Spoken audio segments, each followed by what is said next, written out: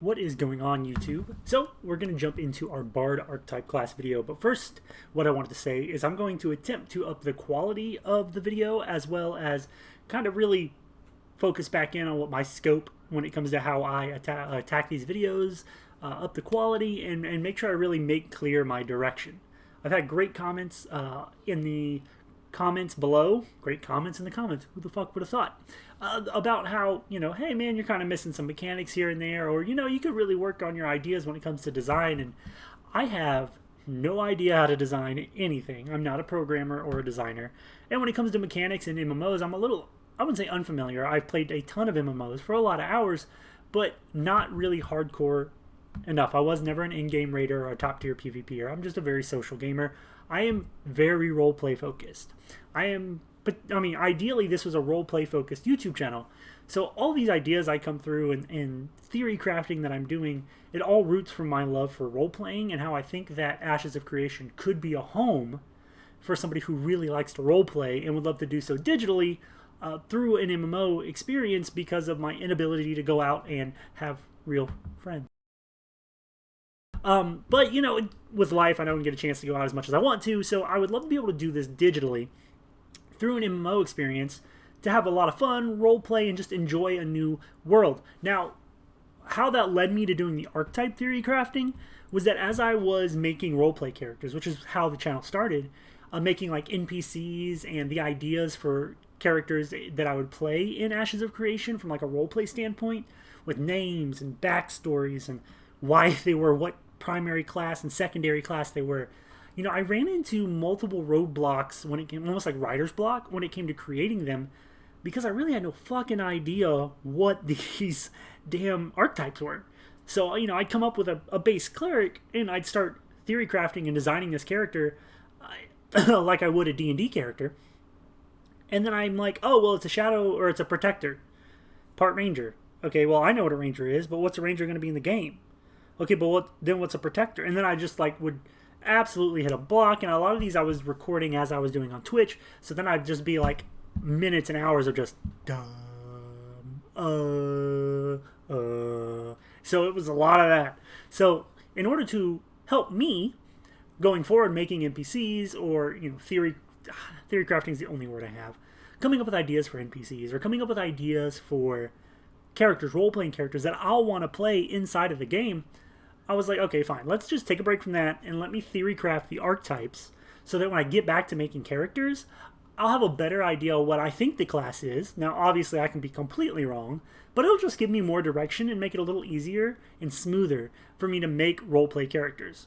So in that case, let's do this. Let's jump right into the laboratory, right into the kitchen, and let's see what we can cook up for. Alright, so Bard first is an interesting class because it's how do you attack it? Are they primarily support? Are they hybrid support and melee?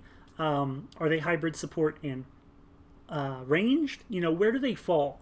Depending on the system you read, or that you may play tabletop-wise, or maybe a game that you've played it, because Bard's a class in some MMOs as well, there's a couple different ways you can attack it, and then it's how do you make systems, or how do you come up with ideas for a Bard class, make it a little unique, and then have an underlying system that carries through all these archetypes so that not only do we have archetype identity, which is the thing I'm really worried about / hope they knock out of the park, is also something that not only gives them archetype identity, but kind of gives a core playstyle throughout everything that you can then branch off of to make unique archetypes.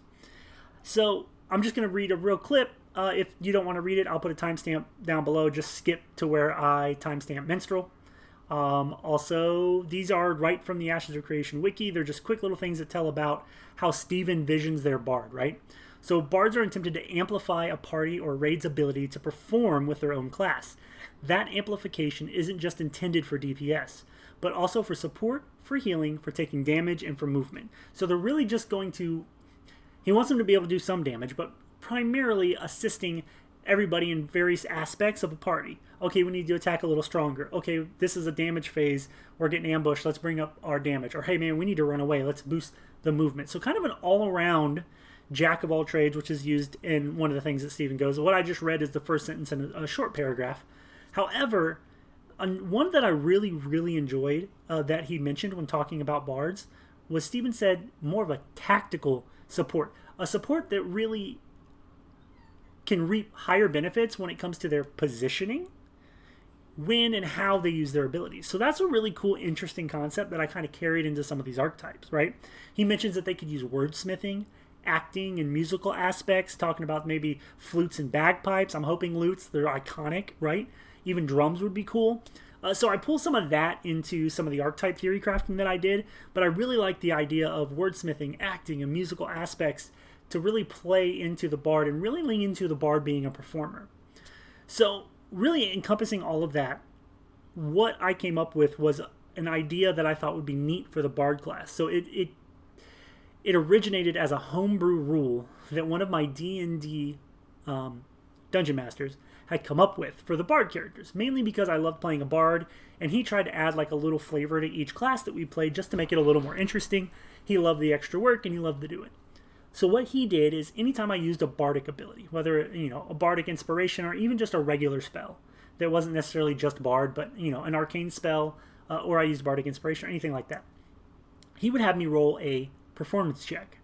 Depending on how I did on that performance check, he would alter the effect of the ability or the spell I was using. His idea or his thought was, okay, say you perform to do your magic. You sing or whatever to cast a spell or what have you, which you don't necessarily do, but that's just how we looked at it, thematically speaking, in his game. So let's say I cast Magic Missile. He goes, okay, roll a performance check. And I roll and say I got a 19 or a 20. Let's say I got a 20. He goes, okay, so you top high quality performance. I'm going to add an extra 1 damage to each missile. Or maybe he'll add an extra missile. And then he'd be like, okay, well, you got higher than average. Average to higher than average, I'll add 1 damage to each missile. Oh, you got less than performing? Okay, I'm going to, take 1 damage away. Or maybe if you rolled a 1, he'd take a whole missile away. While that seems unfair or whatever, it just made it feel like the better you did on your performance as a performer, you were rewarded for it. So I don't think it needs to be that dramatic when it comes to an MMO system, but some sort of performance mechanism for the bard that would accompany all of his abilities, or the bard as a whole, and could augment his abilities, or his abilities, because I can't think of another word but abilities. I'm stuck on that word. So, for instance, he has a percentage chance to have a better than average performance or an epic performance or what have you, right? And perhaps an instrument or a higher level instrument adds a percentage chance for him to get a better roll. And when he uses abilities, or maybe there's a specific ability that you hit that's like, start his performance or take the stage or, some cool performance title, then depending on how you roll for that, it can either just not affect your performance at all. So you're just using all your base stats, or maybe it's a little buff, or on the off chance that you hit a really good one, all your stuff does maybe 5 or 10% more. Maybe that's way too hard to program. Maybe that's stupid. I really don't know. I just think it would be neat somehow to incorporate performance and the quality of your performance as a bard into how effective you are in battle.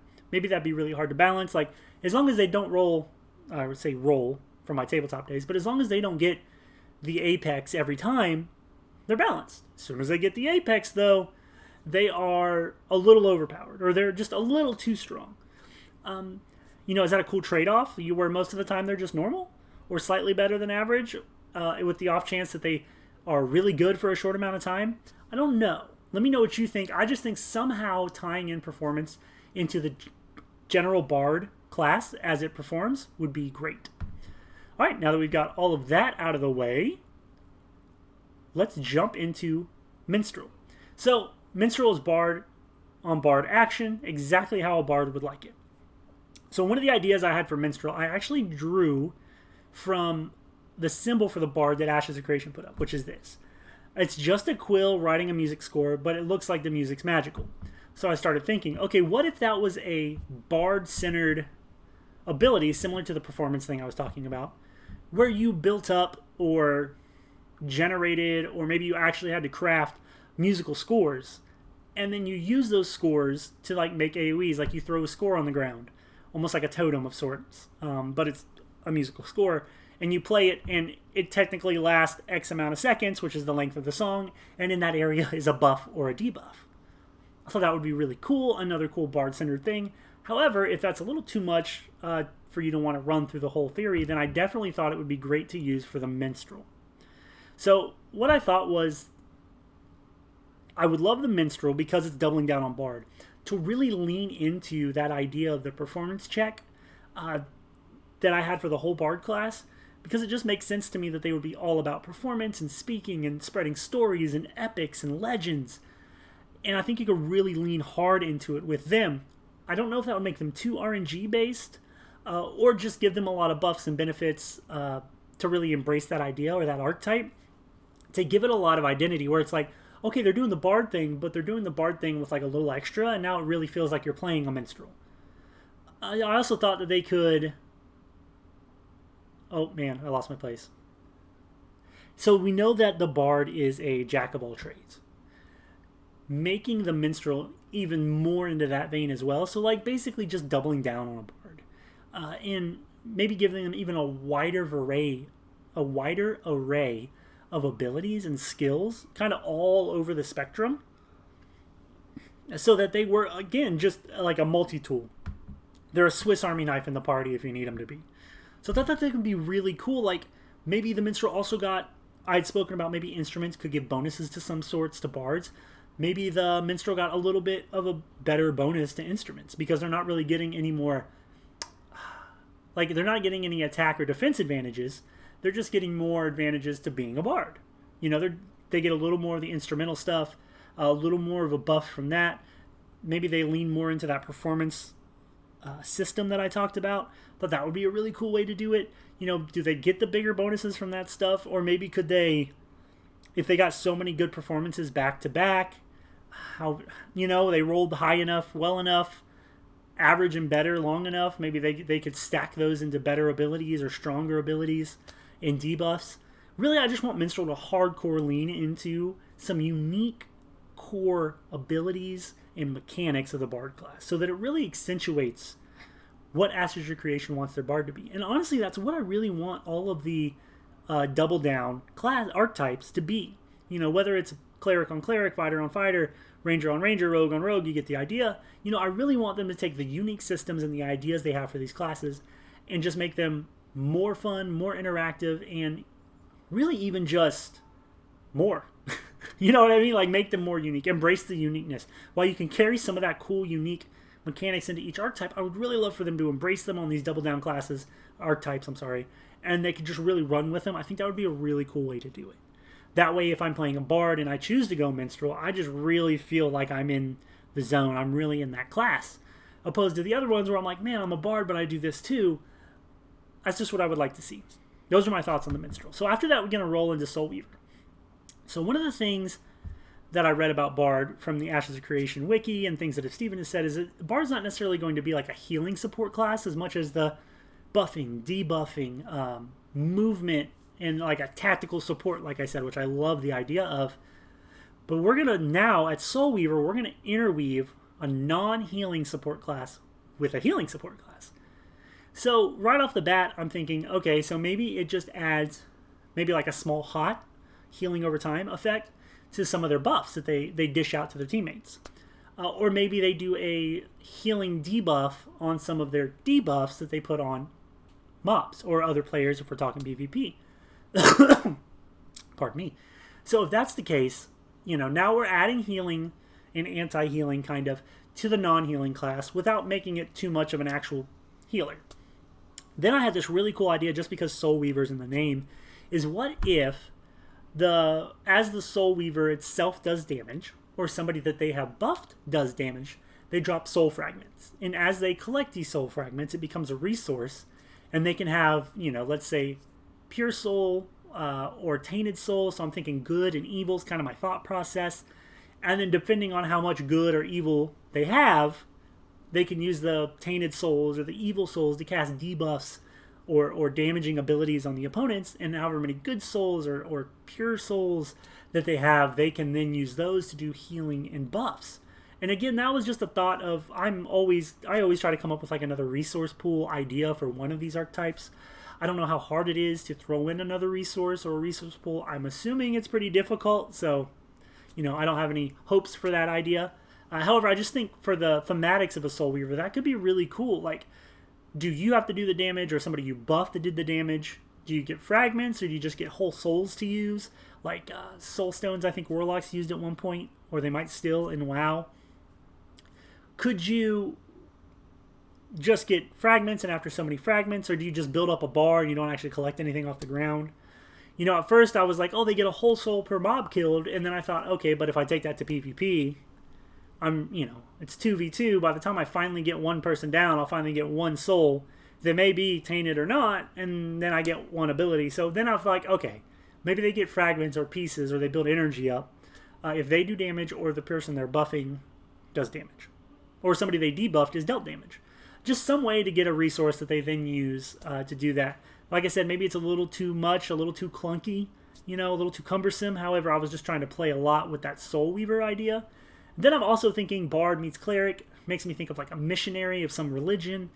Maybe they, maybe some of their music that I was talking about, where you could write the musical scores and use those as like AoE situations, or like you put it on the ground, and when somebody comes within contact of it, the music plays and does a debuff or a buff.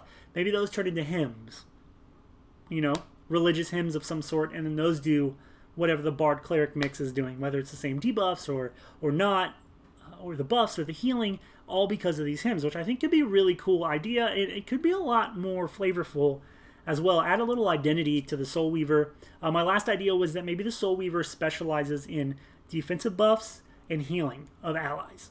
Right? They lean more into that, because we know that the general Bard, and in my thoughts, the Minstrel, would be very spread out all over the board, a little bit of everything. I can bring a little bit of anything whenever we need it. So some of these archetypes, I'm thinking they kind of go a little more specialized. Obviously not super specialized. That's not what a Bard is. But they can lean a little more into the defensive. Like this could be more of like buffing allies with defense buffs, or getting rid of debuffs on your allies, and then healing. So that's kind of my ideas for a Soul Weaver. Okay, so next is the Fighter. It's the Tellsword. Now, when you take my tactical support class and you decide to put them in melee range, I get a little worried. Now, they're definitely possible, and I've seen it done. There's a couple different, like, supporty melee, you could almost call them supporty melee archetypes in various tabletop games. I've always had an issue with taking my Bard or Bard-like character into melee range. I've died a lot, so I'm a little hesitant, but it could be really cool. So we know a Fighter is going to have a lot of gap closers. Perhaps it gives this Bard a lot of gap closers, and in my mind, I would use them in reverse. So instead of closing the gap, I'm opening the gap, or making the gap. Making the gap? I don't know. So I'm using my gap closers that the Fighter gives me, but to make distance, so I'm never really super in the fray. I was thinking maybe then it makes some of the Bard abilities a little shorter distance, trying to bring them into that melee range of the Fighter. However, when they get in shorter distance, maybe something that affects 2 or 3 people as a song now affects a single target, and maybe it's a little stronger, whether it's a stronger debuff or a stronger buff, or it does more damage, as a reward for coming closer to the shit show, right? Instead of standing outside and attacking from the distance and buffing, perhaps this drags them closer to the fray, gives them a little bit of a buff to damage or effect, and narrows the scope. Kind of a reward for the risk of coming up close. Was another idea I had. The one thing I couldn't stop thinking about when it came to a Tellsword was like the conductor of an orchestra. So a conductor of an orchestra controls the orchestra with his baton. So what I was thinking of is a Tellsword would almost be like a conductor of a battle. So I have this vision of the Tellsword in melee range or slightly outside of melee range with a blade, obviously any melee weapon, but with a blade, kind of conducting the battle. And the way I kind of envisioned that was maybe they are more on the positioning, maybe buffs to speed up attack or slow down attack, or speed up movement or slow down movement, kind of paying an homage to a conductor's ability to speed up the song or slow down the song with hand movements or with his baton.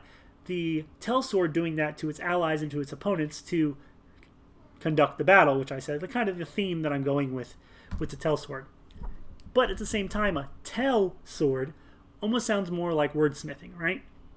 Because you're telling something. So maybe instead of that idea that I had the idea that they kind of spoke insults, or they used their words to strengthen themselves. Wordsmithing, almost literally like creating words on their weapons or their armor to give them buffs. So then they're like a self-buffing fighter. They go in and they use words of power and things like that to make them take less damage or for them to do more damage. Something to that extent. Now, the only reason I didn't really embrace that one as much is just because I feel like the more I lean into doing more melee damage and the more I lean into being in the shit show, I feel like then it's more of a fighter primary and then a bard. And I'm really trying to stick on bard and fighter. So I really thought that the conductor idea or thought process, the train of thought I was on when it came to like a battle conductor, I like that idea a lot, and you kind of turn your tactical support into like a controlling melee support, which seems kind of neat to me.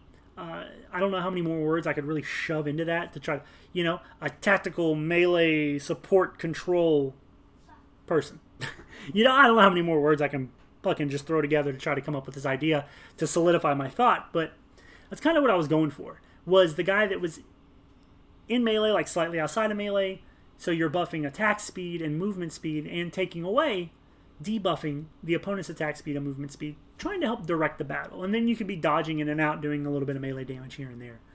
It's kind of my thought for the Tellsword. I like the idea of it. I do. Could it use work? Absolutely.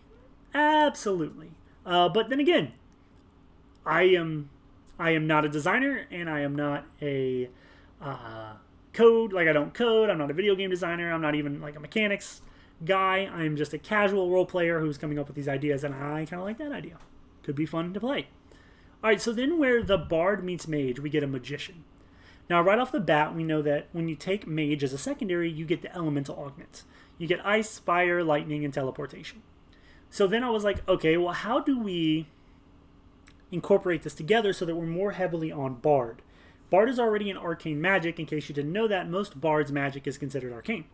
So we jump into that, and I'm thinking that not only does it just add the elements, I think that each element could have a different effect to the bard's abilities.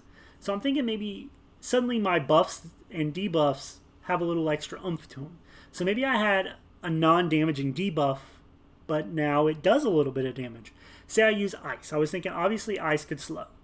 However, if you get slow on somebody and then you use another slow on somebody and you're using the ice augment, maybe it turns into like a brittle effect where they take a little bit more damage. Or if durability is a thing, maybe their gear takes more durability damage, which could be a cool thing to explore in a different video about having some sort of archetypes that attack durability in PvP. Can you imagine how annoying that would be? That might be too much. That might piss a lot of people off. Maybe we don't talk about that. But then I was like, okay, well, if they're a fire mage secondary, now all of my debuffs can do like be a dot, can do burning damage over time. Well, it might not be great, but now I'm not only debuffing, but I'm doing a little bit more DPS, which could help overall. Then we've got lightning, which I think could add paralysis to some abilities, as well as maybe chaining together buffs. So if I have a single target debuff and I'm using lightning, it has a paralysis effect. Maybe if it does paralyze, it does like a chain lightning, and suddenly it like bounces to the next mob, applies the debuff, and then has a chance to paralyze. And then if it does that, it jumps to the next mob, and then it jumps to the next mob. And, a reasonably low chance so that it's not crazy and all over the place. However, I think it could be a really cool way to add a little fun, add something a little different to the bard class that's not there. Now, teleportation was a little harder until I started thinking about the song. So the hymns that I talked about in Soul Weaver, but the scores, the musical scores that I spoke about kind of as an overarching bard idea. What if the teleportation guys, teleportation augmented magician, that's a lot of fucking words, could put their scores down to do what they do. And then they have the ability to swap places with a target and a score. It would have to be something simple enough to program, like the target swaps with closest score. Something to that effect. So I could reposition my allies or reposition an enemy. Now, obviously, you wouldn't be able to use it on a boss. Maybe it just does a little more damage to the boss. Somebody else smarter than me can worry about that. But think about I drop a debuff score right in front of me, and then there's a pack of 5 mobs coming our way, and I pick one kind of in the middle. I use that ability. Now I pull a mob directly in the middle of our group. We focus them down, but I drop that debuff song directly in the middle of their mob. And now the debuff song hits them. Say it's a slow. Say I grab the guy in front, we transport. Boom. Now they've got a slowing song on them. Make it harder for the mob to get to us while we, focus down, focus fire this mob, kill him. Now we're on a four mob and they're slowed. Like, that could be really cool and really take advantage of this tactical support idea and really play with positioning. Now, I do worry when I come up with these kind of cool ideas when it comes to teleporting and positioning. Yeah, people could use it to troll, absolutely. But more like, that feels like that could be really strong in PvP. So it would have to be balanced in a way to where it didn't become obviously overly strong. But again, we leave that to people smarter than I. Moving on. Song Warden. So this one was really hard for me because when I originally did the video, because this is my 3rd or 4th time recording this one, I just wasn't happy with it.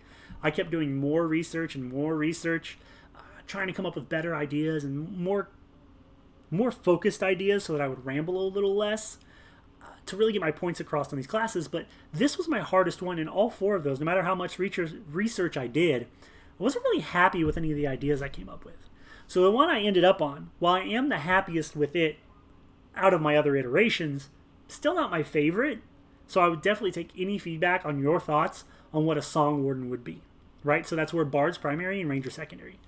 I apologize.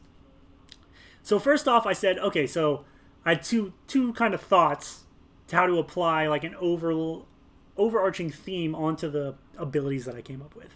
One was somebody who uses almost like Mongolian throat singing or like Native American spiritual singing, and they use like animal sounds and throat sounds in order to invoke nature, the natural music of nature. Or we kind of go with the flute idea, because flute was mentioned as an instrument that will or could be in Ashes of Creation and kind of gives me like the Pied Piper feel. So either of those I think are very, very doable. Perhaps more the Pied Piper feel just because that's been mentioned already.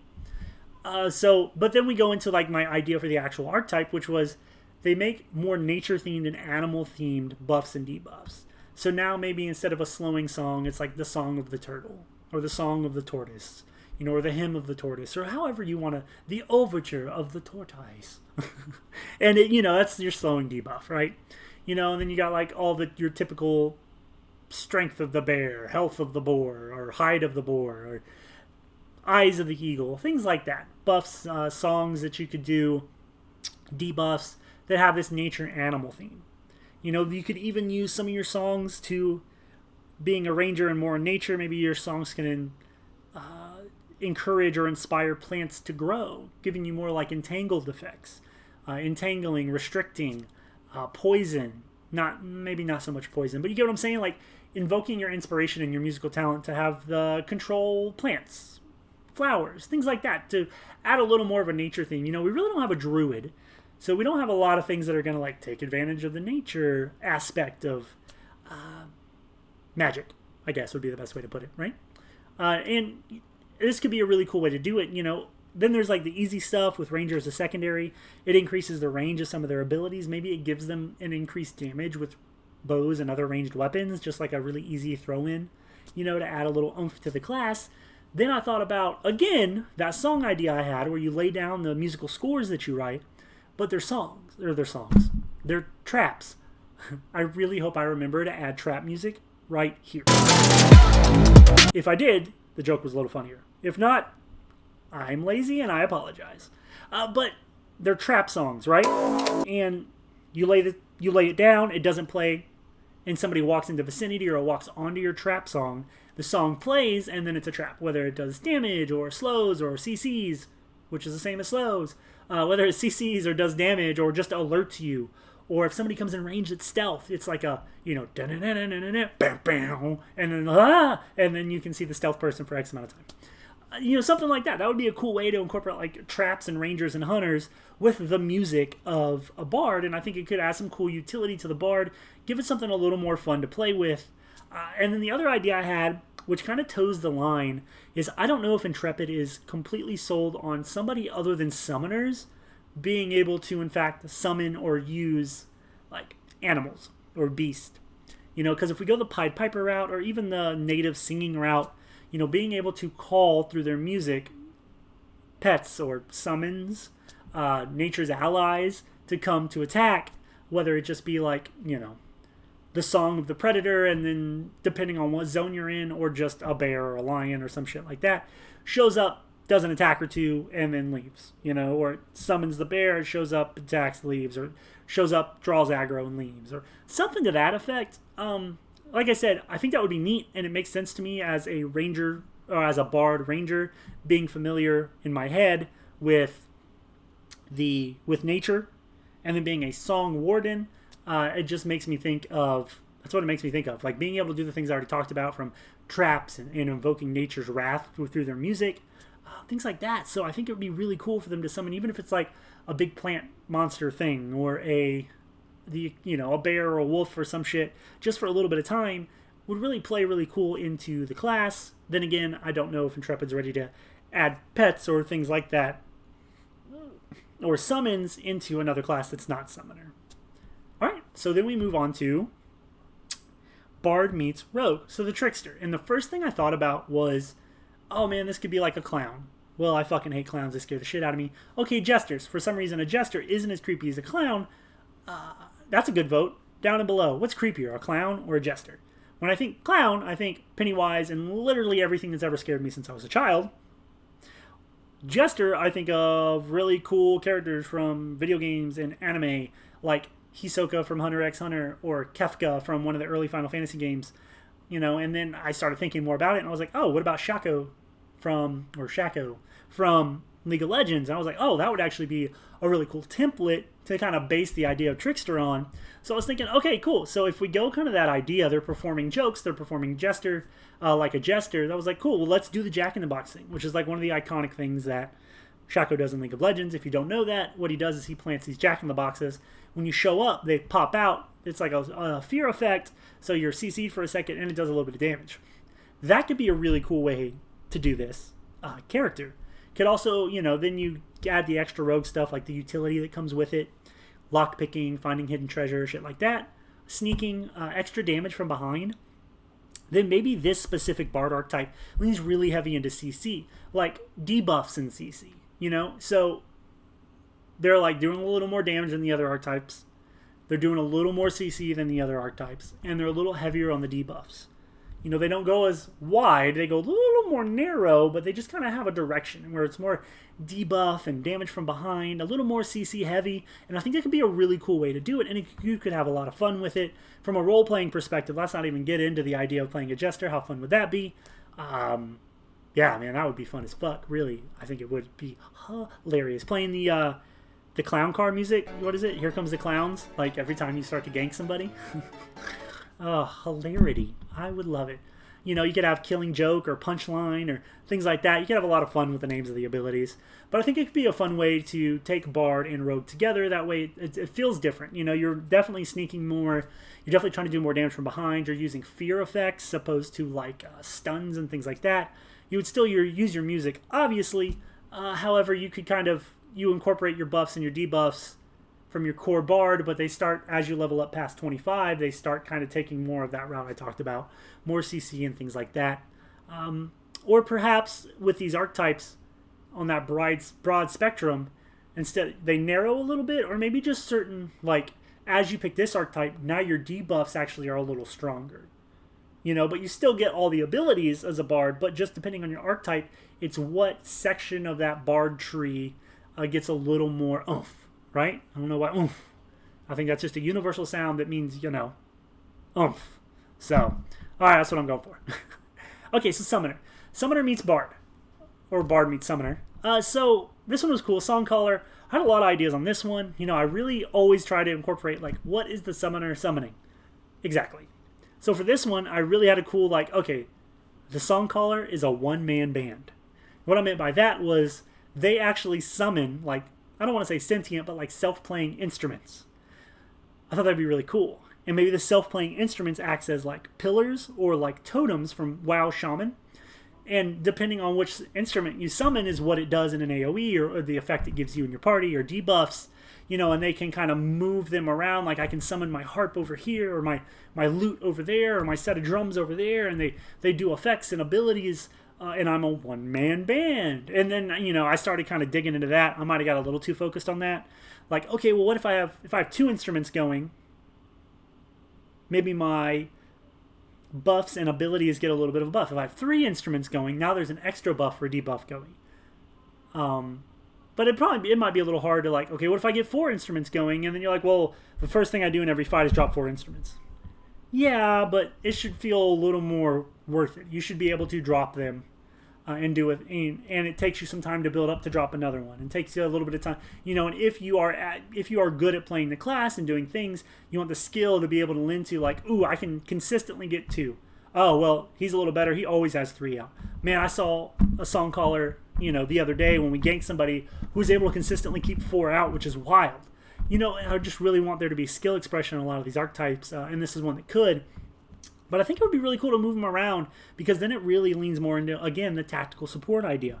Being able to like position my instruments or use them, and maybe the instruments, maybe it's a slightly lessened buff effect, but if you get to 3 and 4 instruments on the field at once, perhaps they then get a little better than your regular buff effect, and your trade-off is that they get like a larger AoE circle. Like instead of it being like this big, maybe it's this big when you summon the instrument.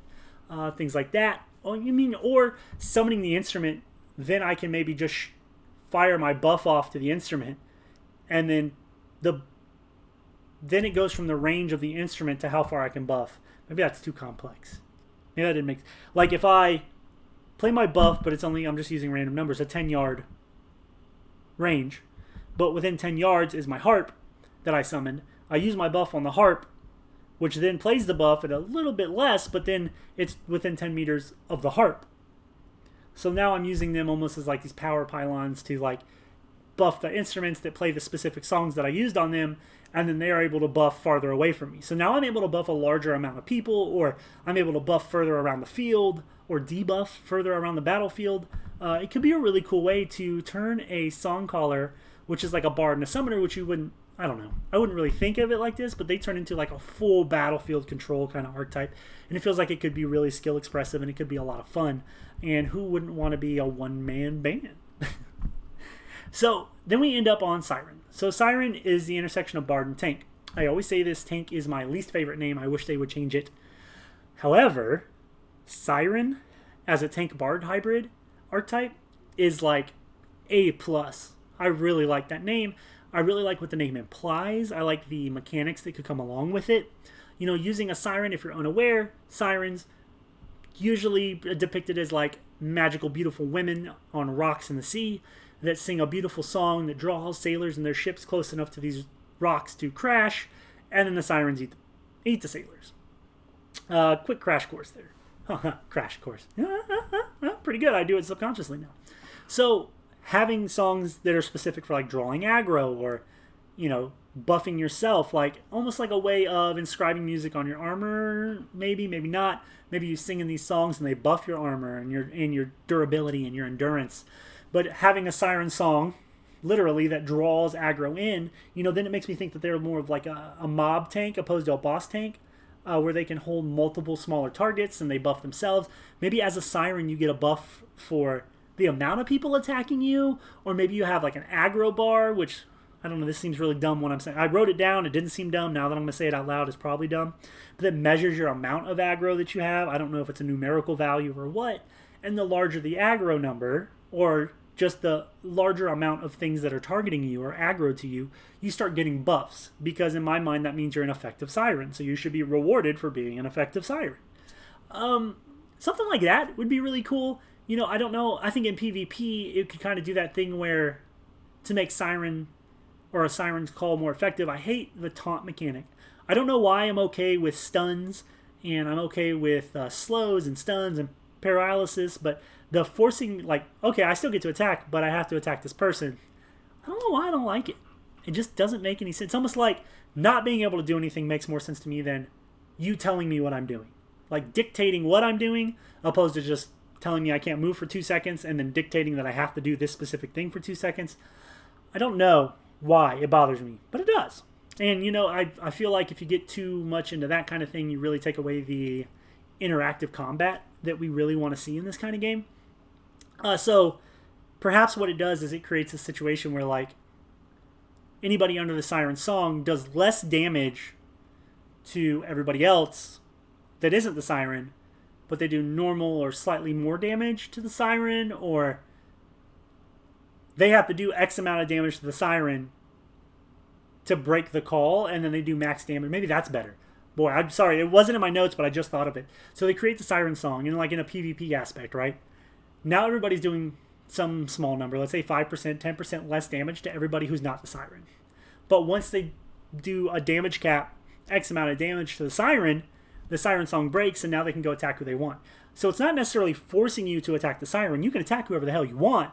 You're just going to take a small penalty for it, for the length of the Siren song.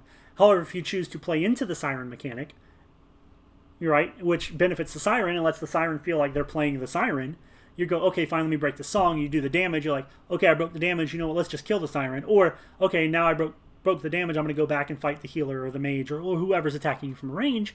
You know, I feel like it gives the other players opposing you hard decisions to make, and that's a way cooler interaction of PvP that I like, where I'm faced with decisions, not just dictation. Like, they dictate to me that, okay, you can't do X, Y, Z, you have to do this.